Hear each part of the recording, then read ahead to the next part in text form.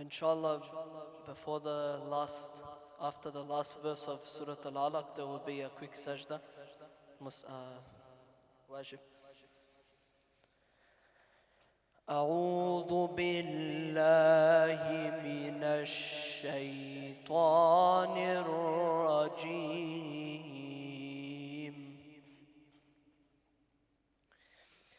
بسم الله الرحمن الرحيم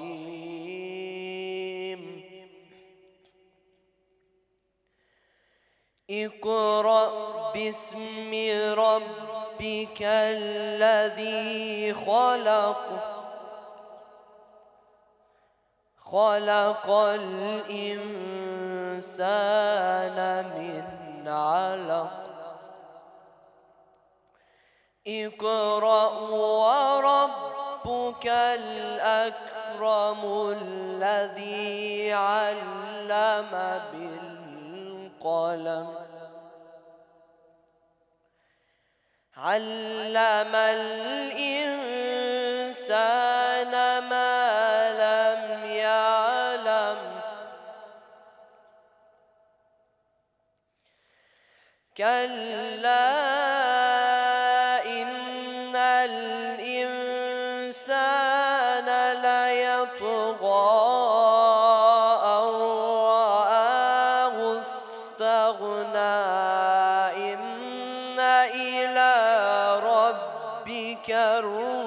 الرجعى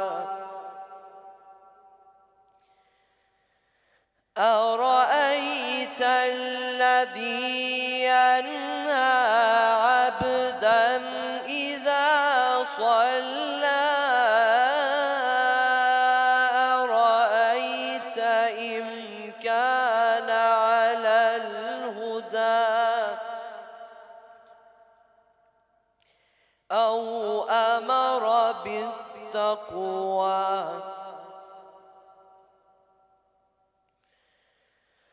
أرأيت إن كذب وتولى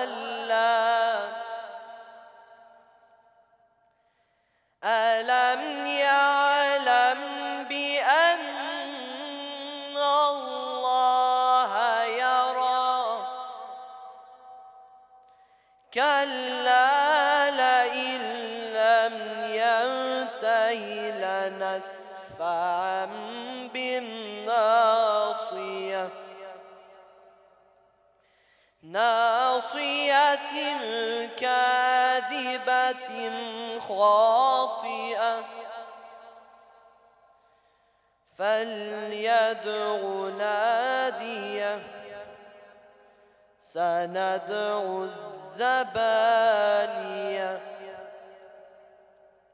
كلا لا تطعه واسجد واقترب صدق الله العلي العظيم.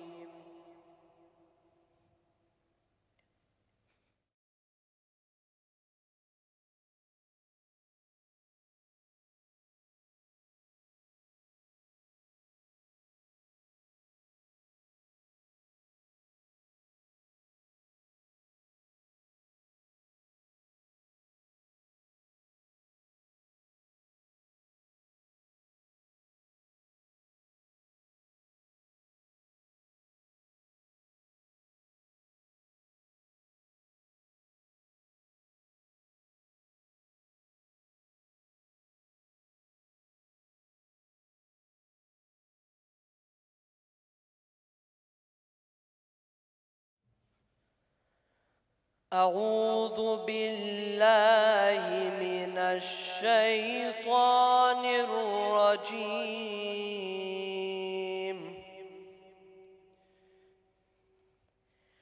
بسم الله الرحمن الرحيم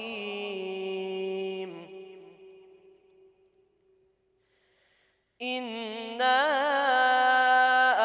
أعطيناك الكوثر فصل لربك وانحر إن إن شانئك هو الأبتر. صدق الله العلي العظيم. صلوا على محمد وآل محمد.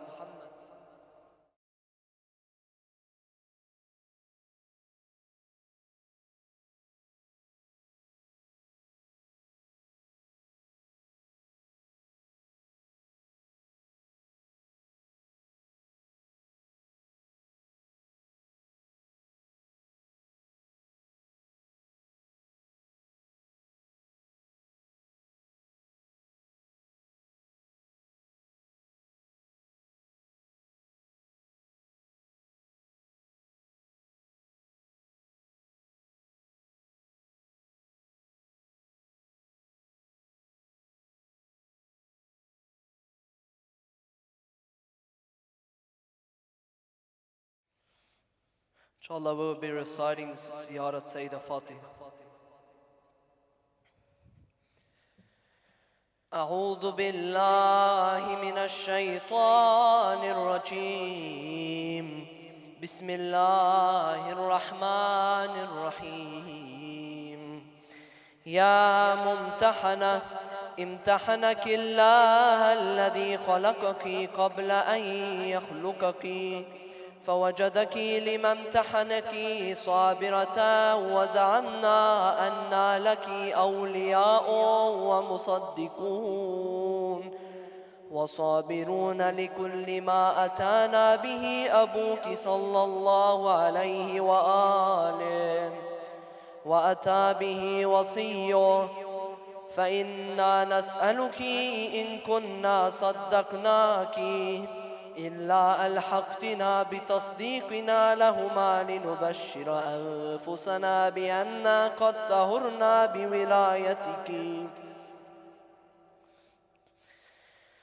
السلام عليك يا بنت رسول الله، السلام عليك يا بنت نبي الله، السلام عليك يا بنت حبيب الله، السلام عليك يا بنت خليل الله، السلام عليك يا بنت صفي الله، السلام عليك يا بنت أمين الله، السلام عليك يا بنت خير خلق الله، السلام عليك يا بنت أفضل أنبياء الله ورسله وملائكته.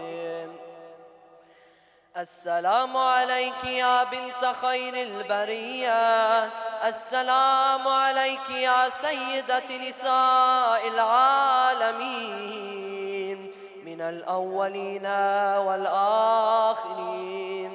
السلام عليك يا زوجة ولي الله وخير الخلق بعد رسول الله. السلام عليك يا أم الحسن والحسين سيدي شباب أهل الجنة.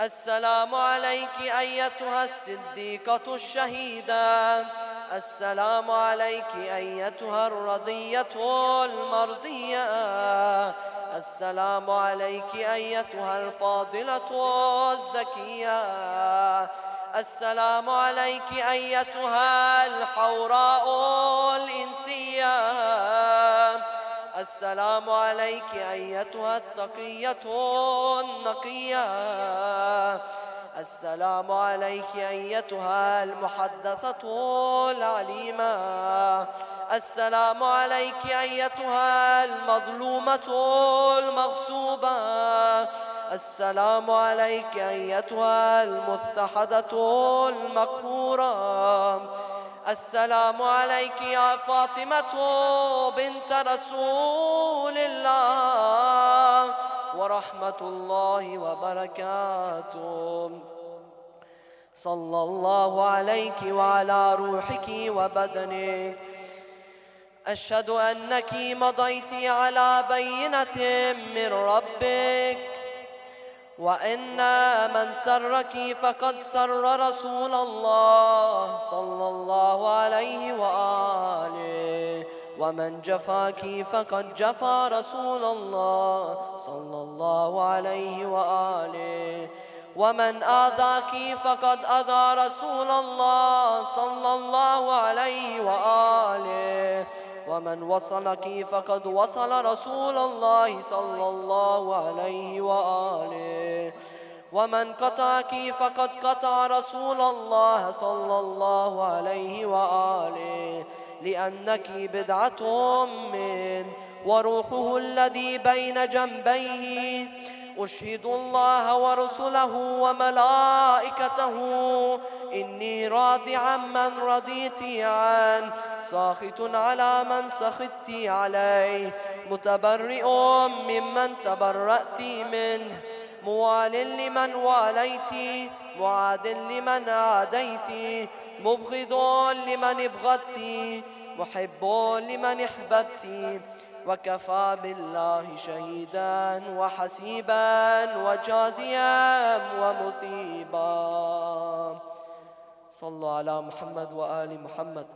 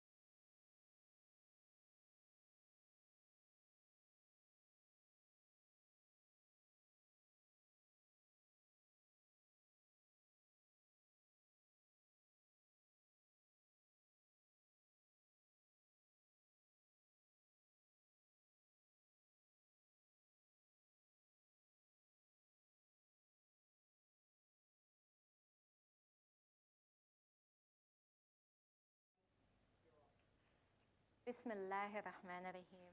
Assalamu alaikum wa rahmatullahi wa barakatuh. Welcome, distinguished guests signing in today via YouTube and Facebook. We welcome you tonight to this auspicious occasion where we're celebrating the birth anniversary of Sayeda Fatima Zahra alayha salam. And also on this day, it also commemorates or I guess coincides with the annual Women's Day, the Muslim Women's Day. This year happens to be the 29th Women's Day. Today, on such a beautiful occasion, we are going to be holding a beautiful discussion shortly, a table talk with Sheikh Mohammed Mehdi. We also have, starting with us now, a poetry recitation by Sister Zahra Zalgut, who will be sharing her insights and her thoughts about Sayeda Fatima Zahra. So let's welcome her now. Ali Muhammad. O Lady of Light, so radiant and bright, our Prophet's daughter who knew no wrong and only right, Amir and Mu'mineen supporter and wife, devotion and submission for Islam all her life. Her children she loved and reared with compassion, existence of Islam was her goal and mission. 18 years of her life she lived, gaining so much, she truly was a gift. Without you, we would not have our Imams to guide us and strengthen our Iman. Now we wait for the Saviour, the last of your lineage, to end the journey of this long passage. O Lady of Light, so radiant and bright, please hear my prayers and tell Allah to guide us to the right. Salawat.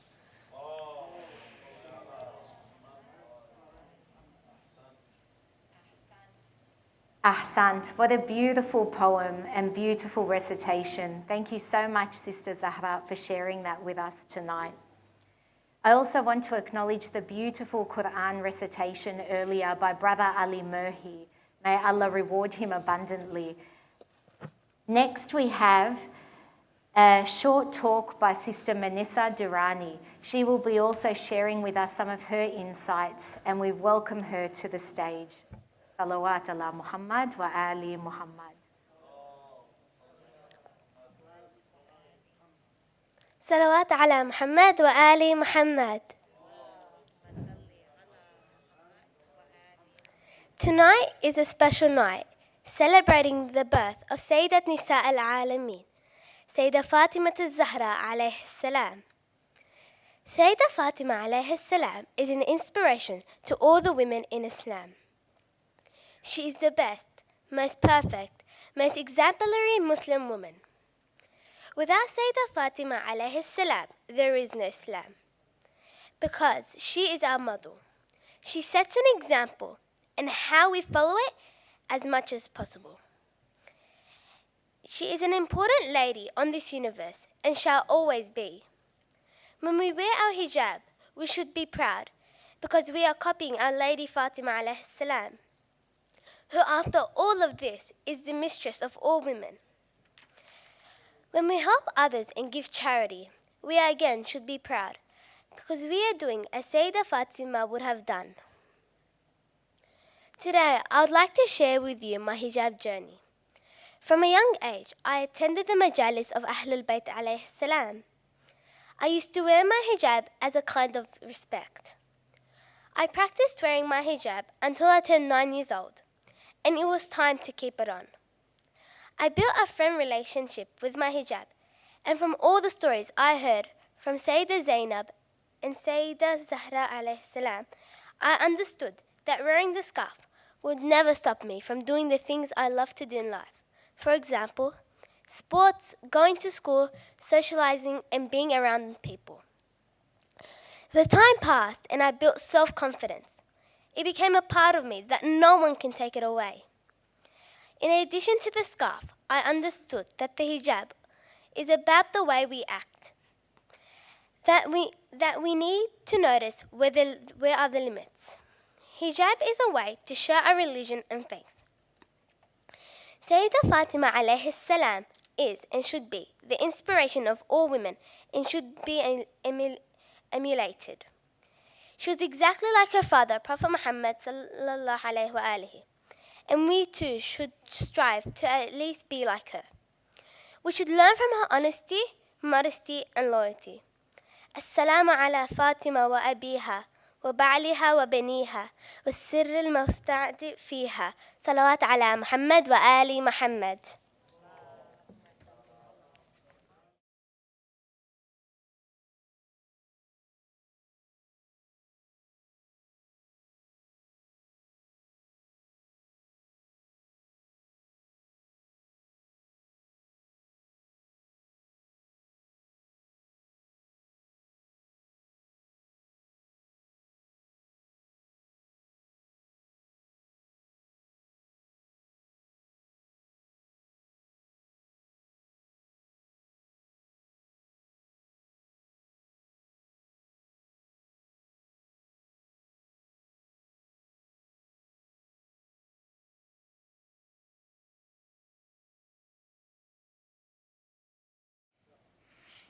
MashaAllah, Ahsan, Sister Manessa, on that beautiful, inspirational journey that you've taken so far in your life. And I think it's one of many examples that we have of our youth receiving so much of Sayeda Fatima Zahra's radiance. There's a hadith that says, that was narrated actually by Imam Sadiq alayhi salam. When he was asked why Sayeda Fatima was called Az-Zahra, he responded, when she used to stand under the arch or the mihrab for offering prayers, her radiance used to shed light for those high up in the skies in the same manner as the stars shed light on the earth for the benefit of the inhabitants. So mashallah, it's wonderful to see that radiance of Sayeda Fatima Zahra spreading to our youth and our young women, and inshallah ya Rab, it continues to radiate on us, and then your radiance as well expands. Mashallah. Before we begin tonight's table talk with his esteemed Sheikh Mohammed Mehdi, I would like to just take a moment to acknowledge and congratulate all of our successful Year 12 students who have just recently completed their HSC. MashaAllah, we are so very proud of our many, many students and members of our community who have achieved not only outstanding results, but have shown success and determination in their journey along the way and where they will be going next as well. There are two brothers and a sister who we would like to mention as well who have achieved outstanding results. First, I'd like to acknowledge Sarah Al-Nakib, who received an ATAR of 91.15, mashallah. Ali Merhi, brother Ali Merhi, who recited Qurán earlier on tonight, he received an ATAR of 95.3. And brother Zach Baydoun, who received an ATAR of 99.45. MashaAllah, we congratulate you immensely, and we wish you the best on your journey in your next chapter of life. And I think I just wanted to add one kind of insight. With regards to the importance, in Islam it's so important to gain and seek knowledge. You know, we're told travel to China if you need to seek the knowledge for, you know, hadith from our Prophet. But I believe it's also important, equally important, to use the knowledge for the betterment of your self-development and for the community development. And so the next chapter awaits all of you HSC, you know, completers, or that the next step for you is, you know, embarking on the next journey to use the knowledge you have and share it for the community, for the benefit of our community. I wish you all the best in your journey, and as a community, we are very proud of you. MashaAllah. Salawat ala Muhammad wa ali Muhammad. Allahumma salli ala Muhammad wa ali Muhammad. So now I'd like to commence our table talk discussion. Welcome today our esteemed Sheikh, our brother, our leader in the community, Sheikh Mohammed Mehdi. It's an honor to have you here and to be having this discussion tonight. My honor to be here. Alhamdulillah, our honor.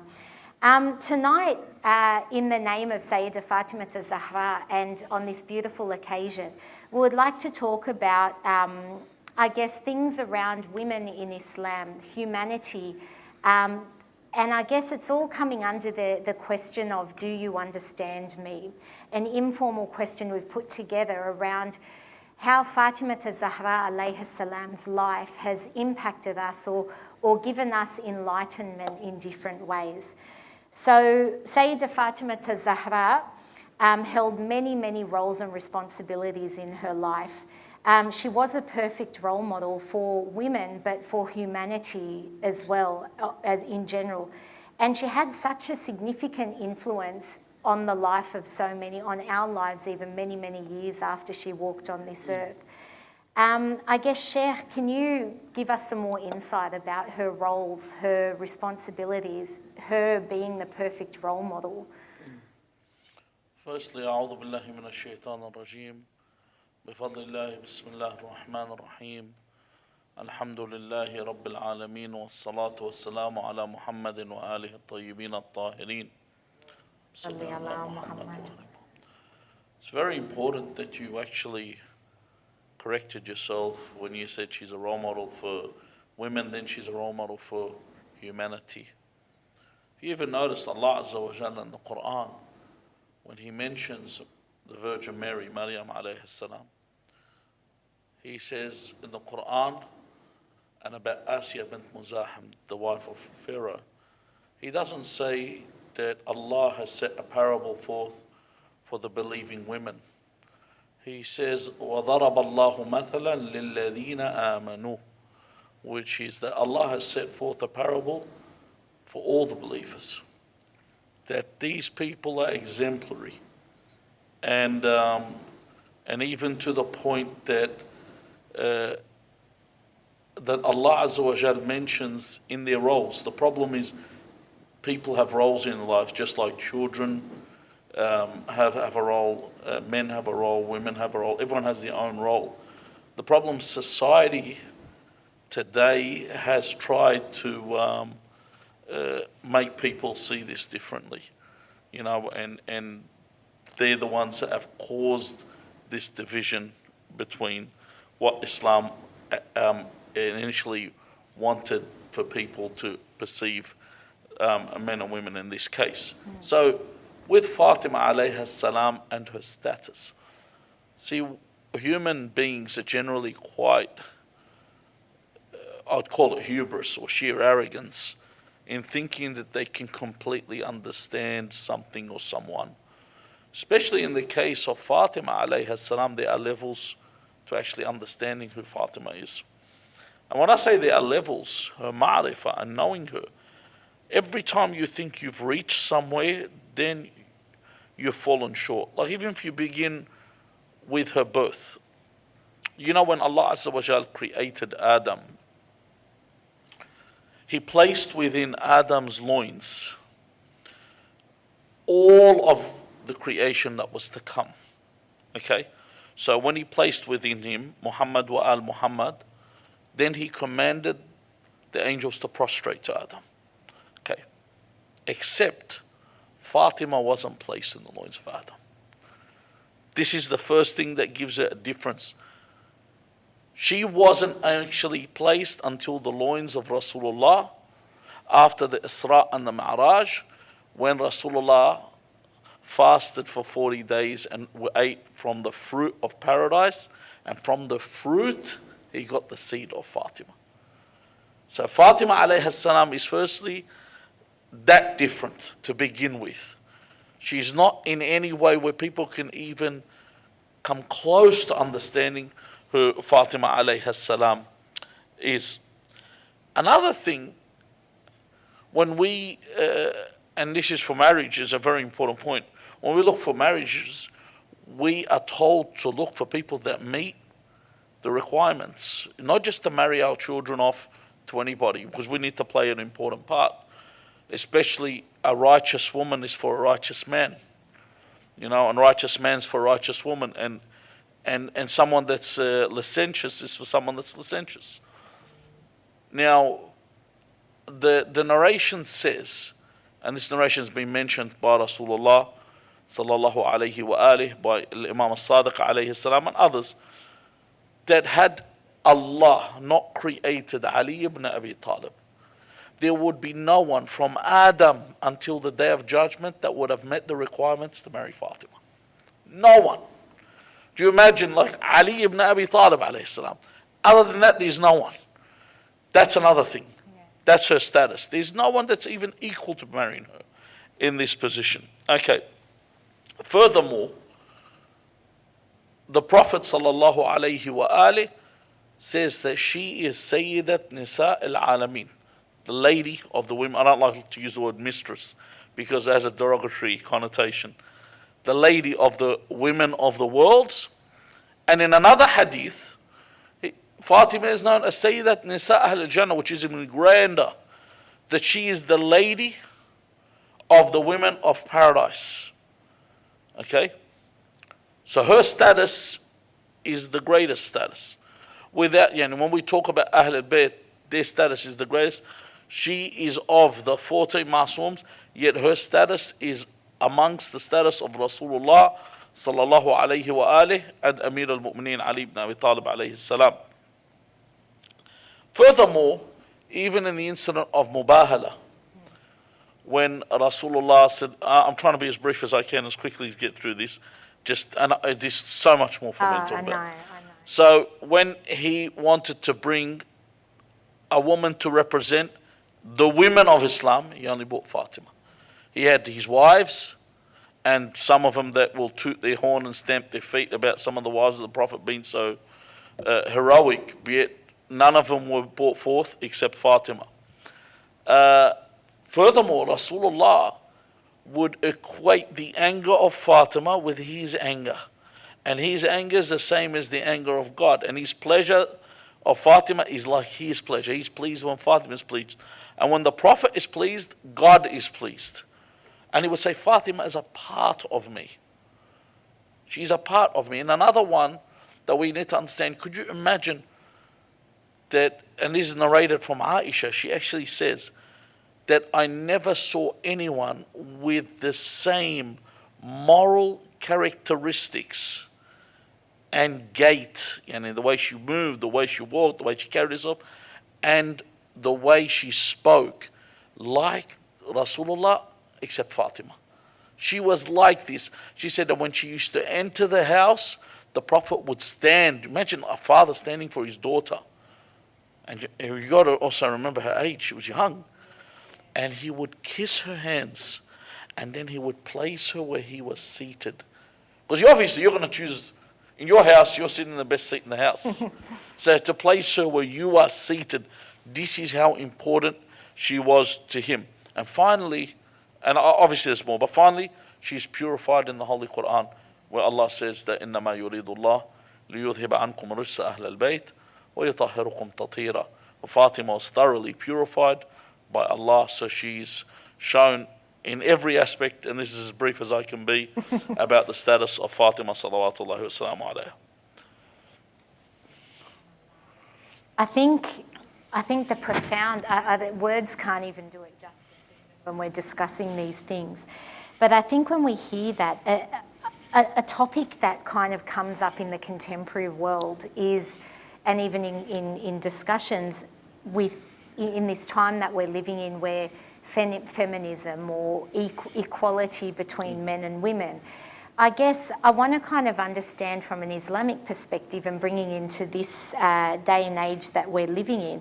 With women, the status of women, Fatima Zahra alayha salam's status was so great. It was, words again can't even describe. How do we use that today as women or human beings? How do we use that to better understand our roles and responsibilities in today's day and age? I think a big thing that does come up is that what roles of women are quite distorted, and I think over time they've always seen as being inferior beings, and yet in our beautiful religion, but for humanity, we have Sayeda Fatima Zahra, who is esteemed, who is held above so much. How do we take from that? How do we use that in our day to understand even the role of women? Well, firstly, I believe women that wish to be equal with men lack ambition, honestly, because equality is not fairness. There's a massive difference between being equal and being fair. Men and women are different. The feminist movement is quite a fallacious movement, in my opinion. And the reason I say this is, if you look today, women have been more objectified than they have ever been. And even these countries that call on equality are the ones that still don't give women and men equal pay up till today. So it's all a lie.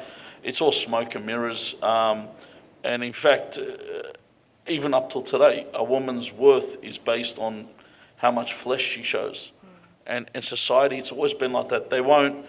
I once mentioned, and I've mentioned this before here, this was back in '99, I was giving a lecture, and I asked everyone who's the number one male tennis player in the world, and everyone said Pete Sampras. Then I asked who's the number one female, and no one in the crowd knew. It was at the time Lindsay Davenport, but she wasn't that attractive. No, honestly, in comparison to, I know, no need to snicker, I'm just, I'm just blunt as, my candor always sometimes gets me into trouble. But when I asked them who is a good tennis player, they all said Anna Kournikova. And I said at the time, Anna Kournikova hadn't won any Grand Slams, and she's never, still up to now, won any major competitions. And just shows you the way that the women are objectified, and they're seen as objects. And this, like I said, the feminist movement was just a cry that didn't even exist, really. In fact, they've gone backwards as much as possible. When I say they lack ambition, it's because men and women are totally different. They're not the same in the way that they function, in the way that they are. Even if you are, when you look at sports psychology, and when they look at the anatomy of sport athletes, I was once looking at ACLs, and the structure of the ACL of the male and the female are different, and they were more prone to get ACL injuries because of that structure. So in everything they're different in the way. So to say that they're equal is fallacious. It's just made up, and in fact they don't even like I said, there's no equality whatsoever in the way that they are treated. Fatima alayha salam, actually her birth destroyed a lot of things. What do you call when we say awa'id in English? What would you say? No, you would say the shackles that people put on themselves, traditional shackles that were incorrect. For example, I was once taking my child to the park. I was in Arcliffe Park playing with my child, and this Eastern European gentleman was talking to me, and he had a little boy with him. And he said, "This is my grandson, but he's not mine." And I said, "What do you mean by you? He's your grandson, but he's not yours." He said, "He's my daughter's son. My son actually died, so he said, my posterity is dead. I don't have see?" Yeah. So, two incidents in the Qur'an that make this clear. One is when the wife of Imran is pregnant, and she says to Allah that I have vowed for whatever is in my womb to be of service to you. Yes. And then when she gives birth, and she says it's a girl, Inni wada'tuha untha, I've given birth to a girl, and the male is not like the female, meaning that the male was able to propagate.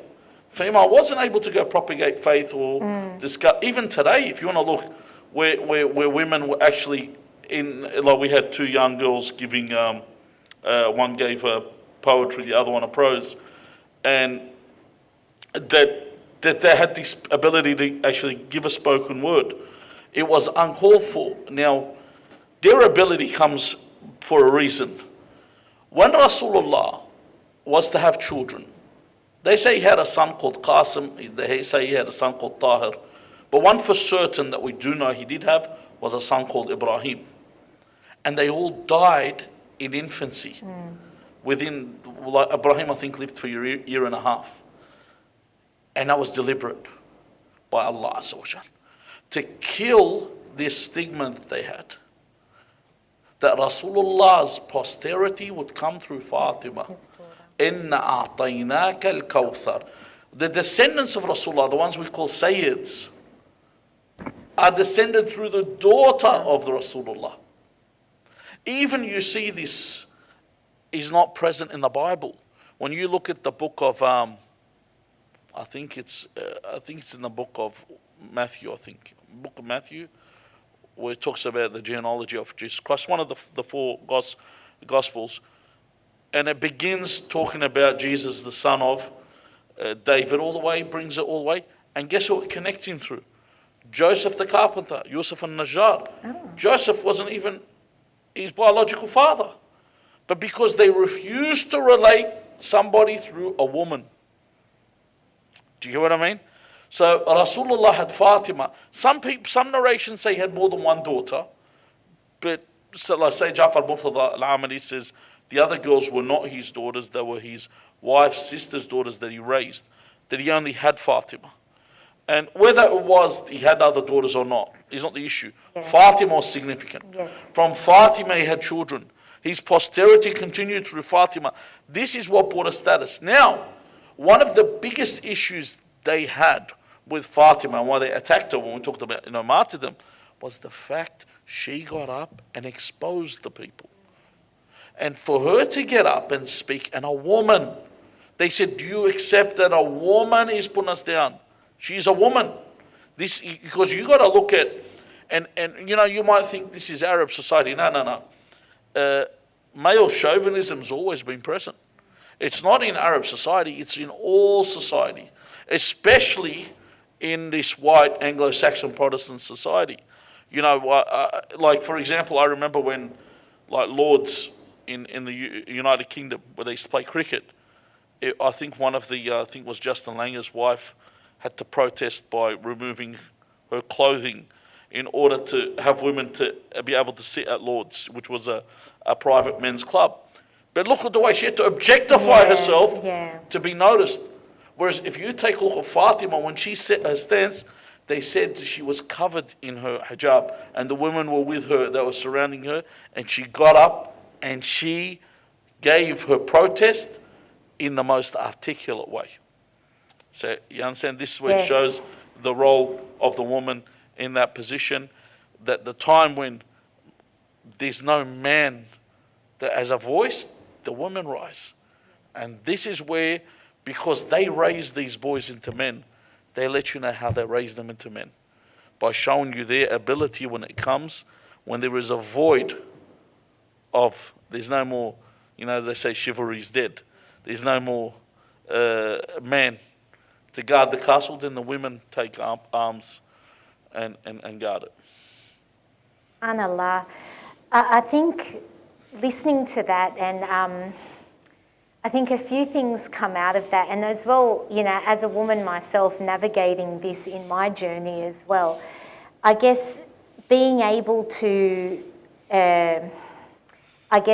seek and stand for truth and seek that knowledge and stand for what's right and progress myself. But hearing you talk about Sayeda Fatima Zahra, how she went about that, one of the things that you said is that she stood with dignity and respect, and part of that was the hijab that she wore, and that was a tool of empowerment for her as well.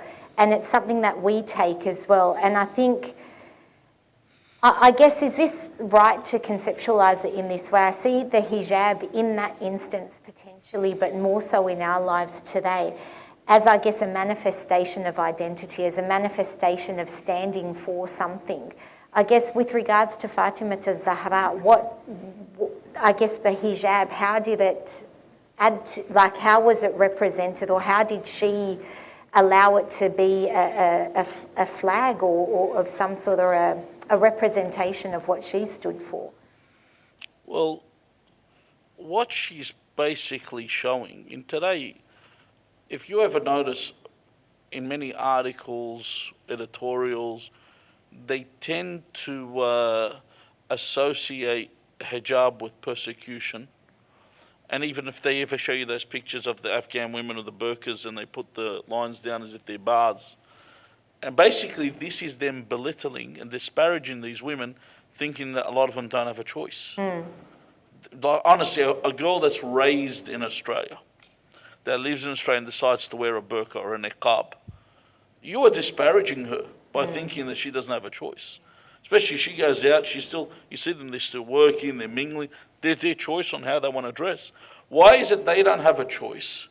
But if a woman wants to wear close to nothing, they say she's liberated and she's free. It all has to do with the what feeds the eyes of the what's it called, the perverted in society, and what they see to be correct. Now, you'll never, obviously today men are becoming objectified, but really men check out men more than anything else, But if you look at what hijab has done, it's leveled the playing field in terms of dealing with people. See, a guy comes out, wears the same clothing all the time, suit, pants, shirt, he wears a white shirt, he can wear the same white shirt 3 days in a row, no one would even have a clue. The woman has to look like her hair has to look like she's just stepped out of a salon. She's got to worry if she can pinch an inch, or she's got a muffin top. She's got to worry about those ghastly stretch marks. She's got to worry about all these things. Then God says here, there's hijab. Now you're like the men. You are dressing like the men. This is, because now you're not going to be seen differently. Someone might say, oh, this is, what's it called? This is oppression in its own right. No, no. If anyone is silly enough to think that men and women are the same when it comes to the way they react to seeing each other, yani, honestly, it's ludicrous to even have the thought that if like, I'll give you a good example. If a guy is running up the road topless or in a tank top, and he could have a buff body, you don't see women turning around and acting and catcalling like animals. But the same thing happens when there's a woman on her own. People catcall. Men do. I've never really seen women catcalling, and if it does happen, it's generally reserved to the promiscuous of people. But we're talking about normal gentry act abnormally in these situations. So even acquiring a job, and they show it in movies, and then they pretend like it doesn't exist.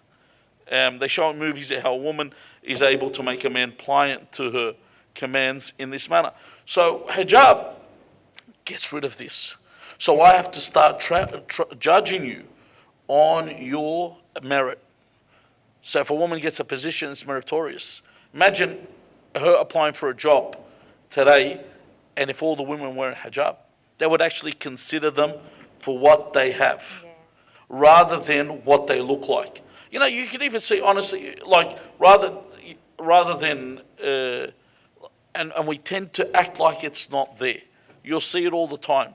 Like you'll see it, I remember in the workplace, one of the guys, I was working once in human resources, and one of the guys there, he had a new PA.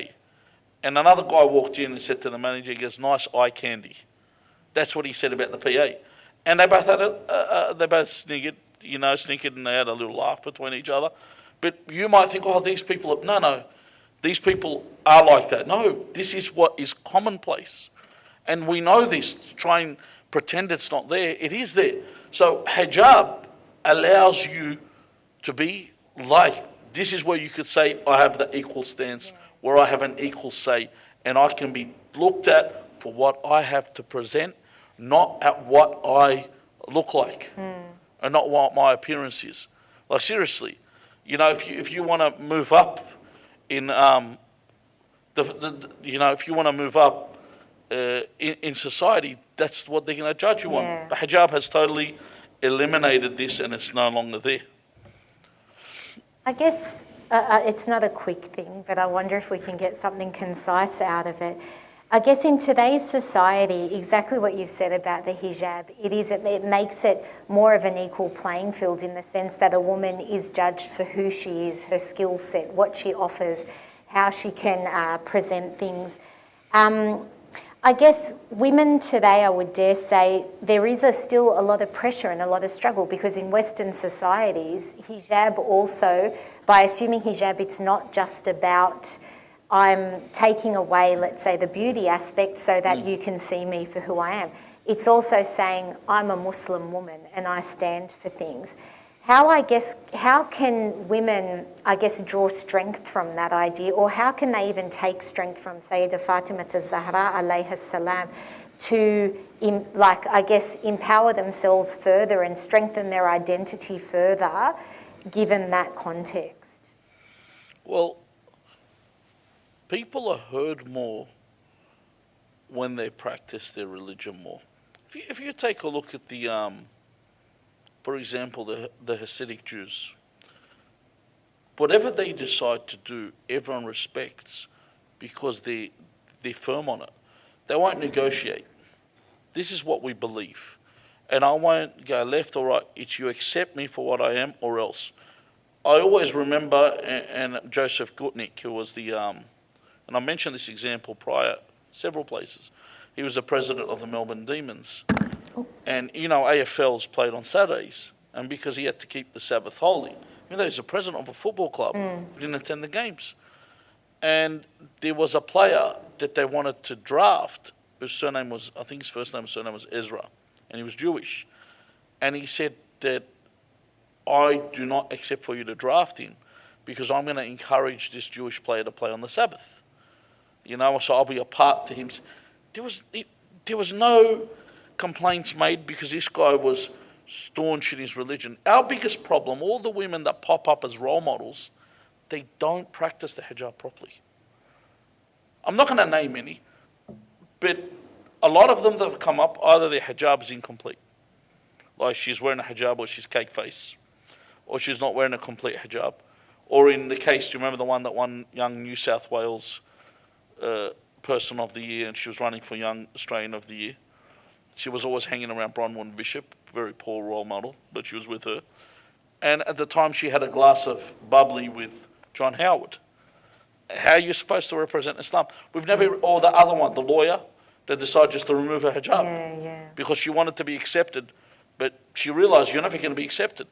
The only people that do get accepted, and one really good example is if you look at Habib Nurmagomedov, who's a male there, but he fully practices his religion.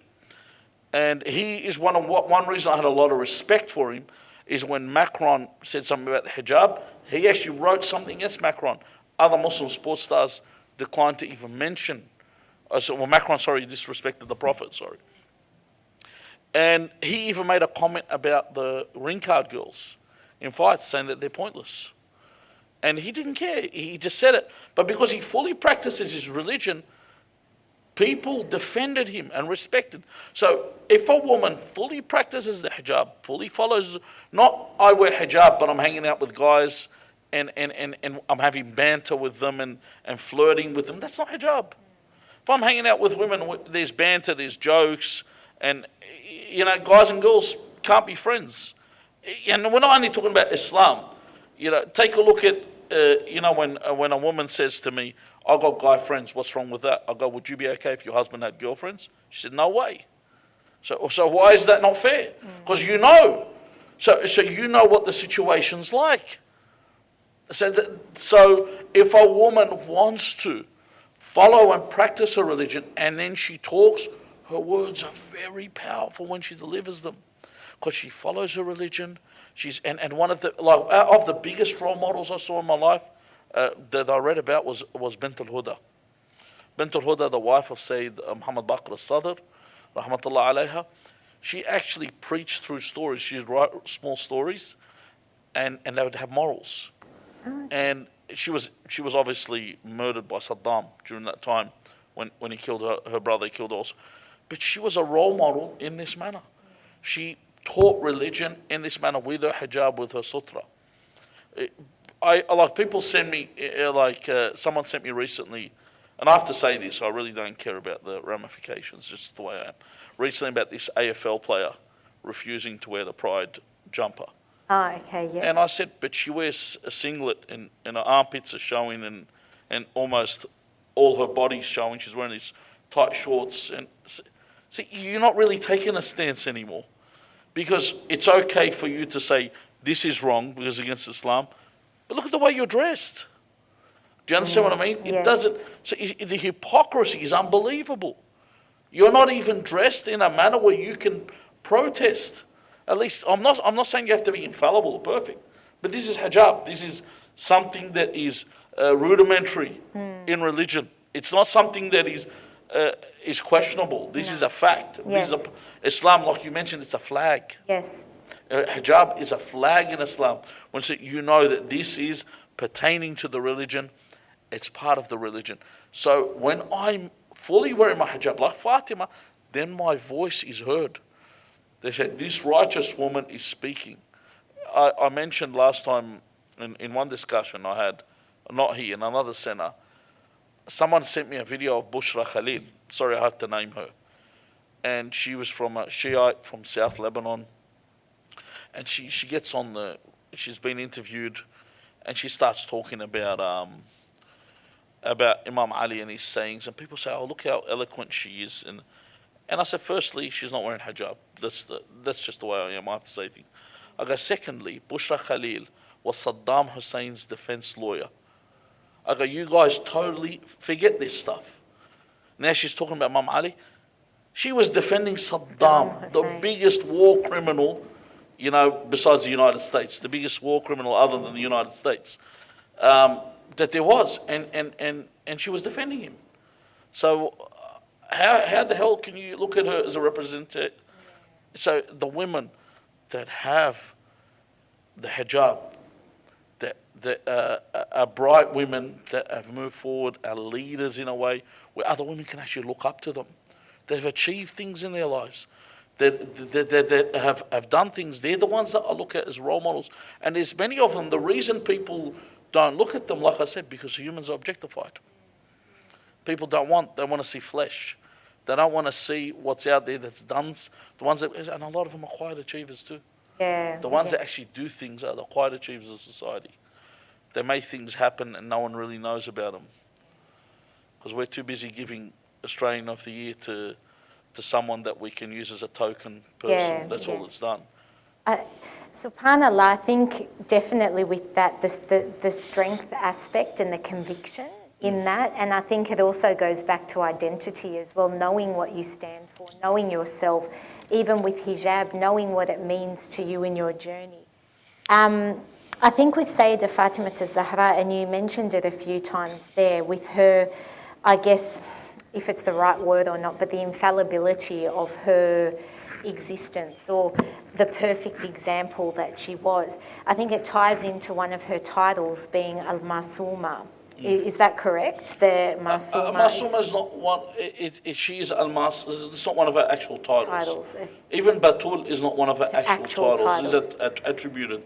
She actually has 9 titles that she has. But like, when you say infallibility, she's the benchmark. Yes. And there's never anyone going to go. When we say she's what a perfect human being should be. You cannot be. She's of the. And another aspect of her is her altruistic nature. And is something where you need a whole nother discussion about to talk. And there's something I failed to mention. Fatima alayha salam, when she protested and got up to speak, number one, she was female in a male-dominated society. Yes. And where we're talking, even today, if a female is in a male-dominated society, imagine back then. I know. Like, because I mentioned to people here at this center, I was sorry because of my memory. I always remember the things I've said. Otherwise, I could just pass it off without anyone knowing. That I mentioned that even rights, having rights. I said that when Jane Austen had written Pride and Prejudice and Sense and Sensibility, the ownership or the rights of them were her husband's, not hers. Yeah. Because it wasn't until 100 odd years ago where women actually had the actual rights to own. Okay, we're talking back then, the Prophet was talking about these things. In fact, with Fadak, he had gifted it to Fatima. Yeah. It was her property. She owned it. It wasn't like when she got it, she said to Amir al-Mu'mineen, now that's yours. Yeah. It's your property. It's her property. When she got up, she was young. She was female, as I mentioned. She was heavily pregnant. So she wasn't, all right, I'm pregnant, I'm handicapped now. No. She was heavily pregnant. She got up and she stood against companions of the Prophet that had betrayed the Prophet. So if you look at this steep mountain that when all had become silent because of the sword or because of monetary, gain, Fatima got up and stood and spoke. That's her characteristic. That's her character. When we say she's infallible, she doesn't sin. Now, doesn't mean that I can't. I can never be like her, obviously. But she's the mark that I want to be like. Imam Ali alayhi salam says you can never be like this, because he says I would eat 2 pieces of barley bread. For delicacy, I'll have 2 dates or something like that. He says, but you cannot be like this. He says, but help yourselves, or help me, he says, by having abstinence from sin and doing what's right. So you look at him as the mark. You look at Fatima as the mark. but you try and aspire to. Like you try reaching for the stars. You're never going to reach them, but you still try. Yeah. You're striving for perfection. You're we striving. may not reach you're not it. going to get there. Okay. But you'll try as hard as you can. Why? Because what you see is so beautiful. Yes. Fatima is so beautiful. She's so radiant. You want to be there, you know. And because I love Fatima and I want her to love me. And you mentioned the titles of Fatima, and her name, obviously, Fatima, was, you know, when we uftum a child, when you take your child off breastfeeding, they say Fatima, means to cut them off. Fatima is called Fatima because all her ones that love her are cut off from the fire of hell. That's why. Fatamahum an nar. Okay, she was called Az-Zahra, as you mentioned in the hadith, that she was so radiant and illuminant that the angels would see her as we see the stars. The other names she had As-Siddiqa. Yes. Okay, As-Siddiqa was because it's different to when we say, for example, Sadiq and Siddiq, they're different. Sadiq means truthful. Siddiq is perpetually truthful. Okay, so Imam al-Sadiq is Sadiq, Imam Amir al-Mu'minin is as-Siddiq, because he's higher in rank. Fatima is as-Siddiqa because she is the counterpart of Ali ibn Abi Talib. So her titles teach us to be truthful. Yes. So firstly, she's illuminant when she comes to pray. When she comes to a prayer, we can be like this in this status. We can be illuminant when we come to pray. When people actually come to pray, they're actually coming to something they enjoy to do. The second one we mentioned was a Siddiqa. Fatima was a Mubarakah, which means, when we say Mubarakah, you hear the word Barakah. Yeah. Barakah, you know, sometimes you say someone's money has Barakah, someone's doesn't. Someone could have $100 as Barakah, someone has $1 million with no Barakah. Barakah means it's blessed. It means something good came off it. You know, imagine $100 that was used to help someone out of poverty. That is amwal mubarakah. Otherwise, $1 million used. I remember this young girl that had won, I think she had won £17 million in the lottery. And she spent it in 3.5 months on partying, drugs and all that. And see that £17.5 million, no barakah. So she's mubarakah, she's a blessing wherever she's around. Another one of her names is At-Tahira. She's purified. She's someone that is pure, is clean. Zakiya is simple. Zakiya also means that she's, it's purity that causes increase. Okay. When you zakiya something, you cause it to increase. So it's someone that makes others become like from purifying yourself, like making up for lost ground, you become a better person. So because that's another thing we can take from it. I make up by fixing myself, and I can increase myself in that ability. There's al-Radiyah, al-Mardiyah. Radiyah means, and there's a big problem today, that she's pleased. She's happy with her situation. She's happy. She doesn't see that, like some people say, no one suffers like I do. I'll sit down and I'll say, no one suffers like I do. Really? Yeah, let me take you on a journey. You think you're suffering? You do not know what suffering is yet, my friend. You know? I'll show you what suffering is. So no one's suffering on me, that's a fallacy. She was pleased regardless of her situation. Her rights were taken. She was attacked. Everything, even her infant was taken, she was pleased. Al-Mardiyah, she pleases. In other words, no one gets affected by her. What she does, she pleases, meaning not the bad people. She pleases God and the believers. Because you're not meant to believe. If you're pleasing the bad people, then you're doing wrong. You know, it's like when the United Arab Emirates recently got attacked by Yemen. And Israel sent their condolences. And I said, that's just a really poor sign. When Israel's sending their condolences to you, you know exactly where you are. An apartheid state is sending you condolences. So it's not about pleasing anyone that wants to be pleased. And finally, Al-Muhaddatha was her last title. A Muhaddatha is that the angels would speak with her. She would have discourse and discussion and dialogue with the unseen world. Now, how can I get this? When I read the Qur'an. Okay. The Qur'an, you're having a discussion with God's speaking. So when I do dua, I talk to God. If I want God to talk to me, I read the Qur'an. They're His words. If I want Fatima to talk to me, I read her words. I read Khutbat al-Fadakiyya, which is probably one of the most profound speeches you will ever find in your life. Explains Islam from A to Z. Yeah. A must for, Yeah. I think, all Muslims. Definitely. Actually, just with that, going through her titles, I've always kind of viewed the titles of Sayeda Fatima Zahra alayhi salam as a kind of blueprint or a guide on for us to also use in our everyday life. Is that, what is the significance of these titles? Are they there for us to connect with, to exemplify her status? How do we connect with them for our understanding of her and our understanding of ourselves in our journey?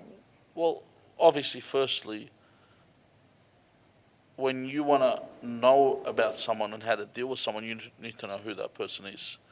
For you to know her status, to know her position, to know her, and these tell you of who she is. So when they speak, you listen. When something happens to them, it affects you because you know who they were.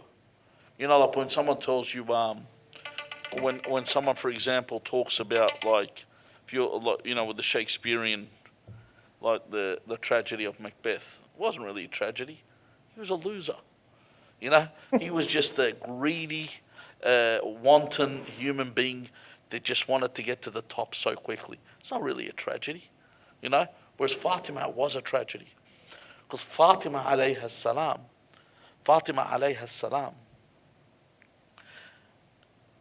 would get up in the morning and she would pray and pray and pray, and her son Imam Hassan will come and say, Ummah, oh mother, I hear all you're doing is praying for our neighbors. You haven't prayed for our house.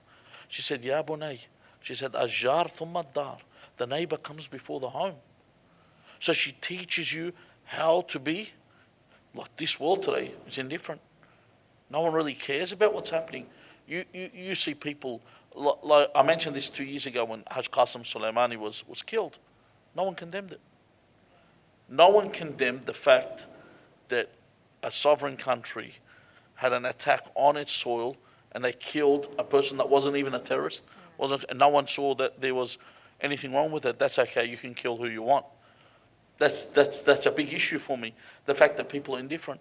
Fatima alayha salam was worried about her neighbors.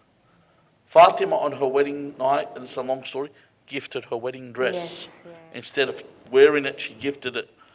Fatima alayha salam was someone that when someone would, one of the stories, and it's a long story, I don't want to ruin it, but one of the most beautiful parts of the story is when the beggar comes to her house. She has nothing to give.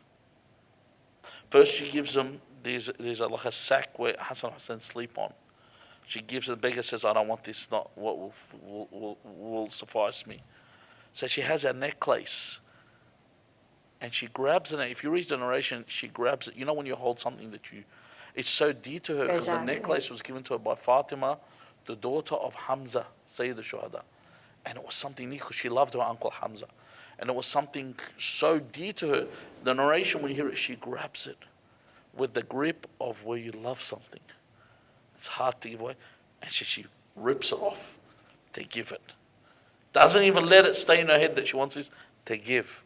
So Fatima alayha salam is the altruist. Fatima alayhi salam is selfless.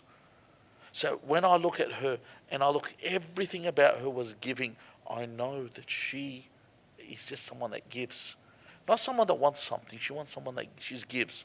To the point on the day of judgment, this is why I have to know, Fatima will pick out the ones that she loves. Imam al-Sadiq says, Ya Jabir, Wallah, he says, I swear by God, she'll pick them out like the bird picks a good seed out from the bad seed and take them with her to paradise. That's why I have to establish a relationship with Fatima. Fatima is the one that will teach me how to be live like the best life in this world and the best life in the hereafter. The best life. You have a good relationship with Fatima Zahra alayhi salam, you gain both in this world and in the hereafter. SubhanAllah. I think tonight's discussion, I think that under that banner of do you understand me, I think first and foremost through understanding as much as we can comprehend. I think there's so much that will be out of it, but in what we can comprehend, understanding Sayeda Fatima Zahra through what she did in her time, through her titles, through her journey, through what she stood for, through her essence even, will give us a guidance on understanding ourselves and our purpose and being able to then strive for perfection, to as close to it as we can get in our capacity and in our journey.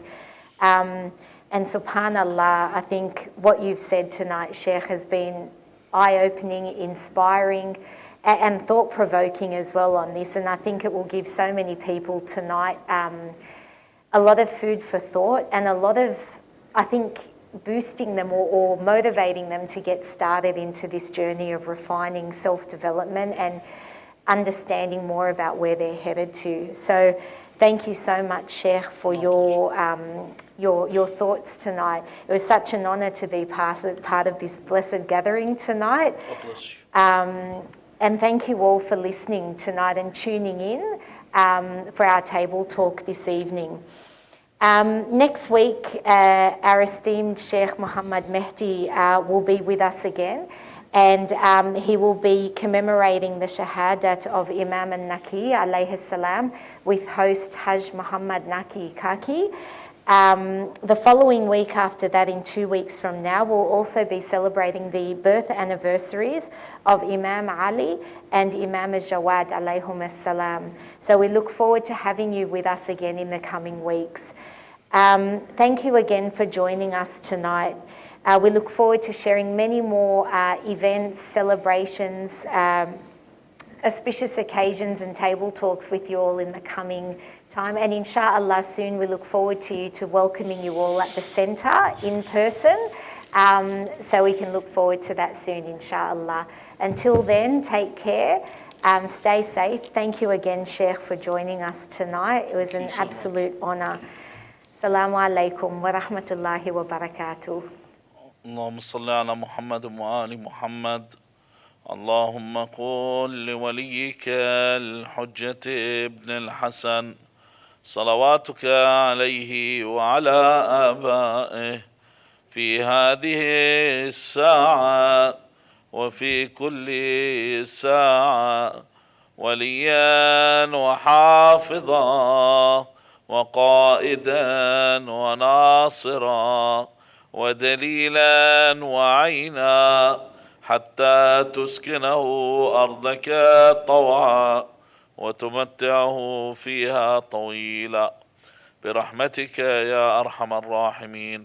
والأرواح المؤمنين والمؤمنات والأرواح موتانا جميعا رحم الله من قرأ سورة الفاتحة مع الصلوات.